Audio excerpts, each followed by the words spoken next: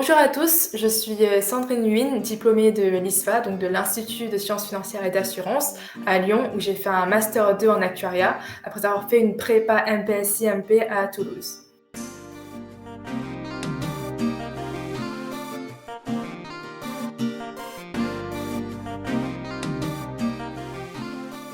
À la suite de la soutenance de mon mémoire au jury de l'IA, donc de l'Institut des actuaires, en juin 2021, donc en juin dernier, l'IA est revenue vers moi pour me proposer de réaliser un webinaire devant les membres de la profession. Et comme j'avais reçu d'assez bons échos, ça m'a pas mal encouragée à présenter mon mémoire à ce concours. Et parallèlement à cela, j'en ai aussi parlé à mes différents tuteurs, mais aussi à d'autres professeurs de l'ISFA. Et comme ils avaient l'air tous assez encourageants, je me suis dit pourquoi ne pas tenter après tout. Alors d'ailleurs, petit aparté, c'est l'un des associés de mon cabinet, donc David Fitouchi, qui m'a parlé de ce concours, comme il avait été lui aussi par le passé un lauréat, mais lui c'était pour le prix du Centre des professions financières.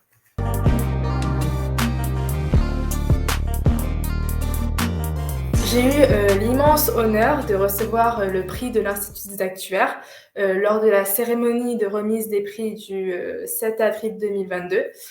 Après tout, être primé par l'Institut des actuaires en tant qu'actuaire reste un immense privilège, mais aussi un accomplissement de fin d'études. Et comme je l'ai dit lors de la cérémonie, mon objectif premier, c'était avant tout de rendre un mémoire dont je n'aurais aucun regret et dont je pouvais être contente de rendre. Et pour autant, je ne me disais pas forcément que mon travail était excellent ou autre, mais au final, recevoir ce prix constituera pour moi la preuve indubitable de l'excellence de mon travail, mais aussi que oui, j'ai fini mes études, mais que je les ai finies haut la main, si on peut dire.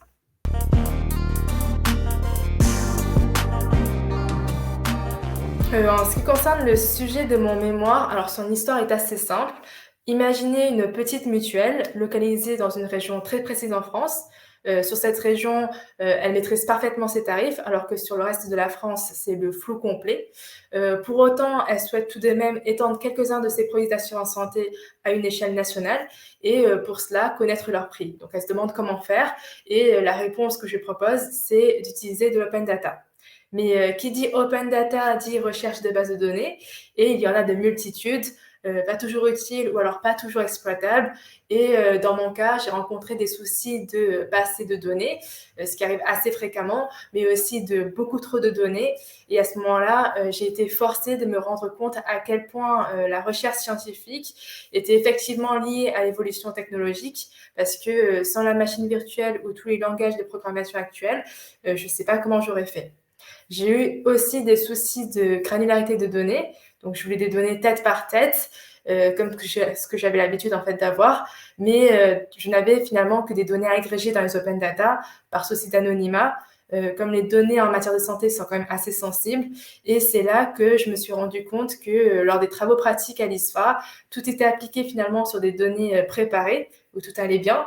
Et je n'avais pas forcément creusé plus que cela les théories ou les notions que j'avais vues en cours. Donc j'ai dû commencer à remettre en cause pas mal de choses que je pensais être acquises. Et donc c'est pas mal intéressant. Donc je vous invite à lire mon mémoire si cela vous intéresse. Les difficultés seront mieux exposées de manière plus exhaustive, mais si on devait retenir quelques points importants, c'est que l'open data, couplé aux solutions techniques et logistiques de notre temps, permettent d'enrichir significativement la panoplie d'un actuaire de nos jours. Alors pour répondre à des problématiques diverses, dans mon cas c'était d'assurance et de tarification santé, mais dans d'autres cas de prévoyance ou autre. Mais que le caractère sensible des données de santé et donc leur anonymisation constitue aussi un frein aux études, bien que compréhensible. Et petit point important, toujours garder un œil ouvert sur les données et critique envers ces données. Ça a toujours été important, mais avec l'open data, c'est encore plus important. Il faudrait rester encore plus vigilant sur ce qu'on manipule et sur les traitements ou modèles à faire, parce qu'on peut très très vite s'égarer.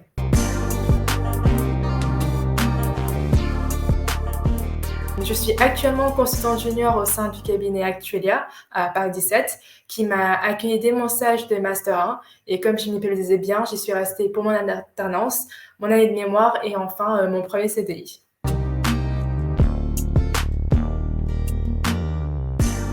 Je tenais à terminer avec de brefs remerciements déjà à tous les partenaires du concours d'offrir cette opportunité aux étudiants, à mes tuteurs d'entreprise, donc Franck Boukobza, Victoire Pia, Jean-Nicolas Marillet pour leur encadrement, à mon tuteur académique, Monsieur Didier Rullière pour son soutien, et enfin une petite mais forte pensée à mes parents, à qui j'ai dédié l'écriture de mon mémoire, mais aussi avec qui je partage mon prix. Donc merci beaucoup.